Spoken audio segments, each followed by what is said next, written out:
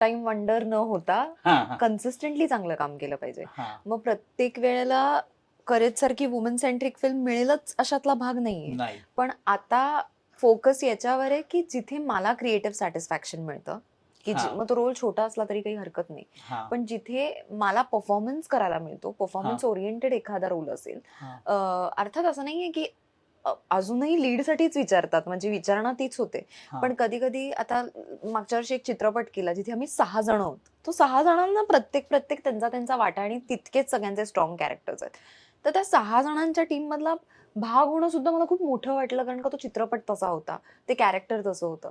So ती एक responsibility वाटते, की ठीक आहे बाबा, आता कौतुक झालं की जबाबदारीच वाटते. हां, म्हणजे हां, असं होतं की अरे हे लोक कौतुक करतात. मग नेक्स्ट फिल्मला जाताना असं होतं की नाही, ते काम जास्त चांगलं झालं होतं. मग हे पण त्याच तोडीचं व्हायला पाहिजे, की हां, लोकांना वाटावं की नाही ती खरंच चांगली अभिनेत्री आहे.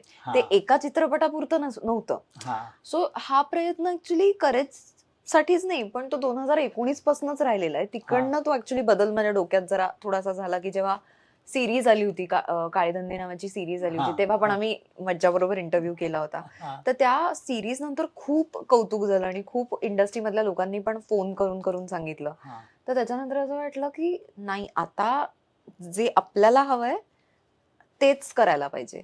हां, मग ते आता नाही म्हणलं तरी काही गोष्टींना तरीही चालणार आहे. हां, वाट बघावी लागेल, चालणार आहे. हां, पण आपल्याला आपल्या टॅलेंटला जिथे वाव आहे किंवा आपल्या टॅलेंटला जिथे चॅलेंज होईल ते करणं गरजेचं आहे. सो हा बदल झालाय थोडासा.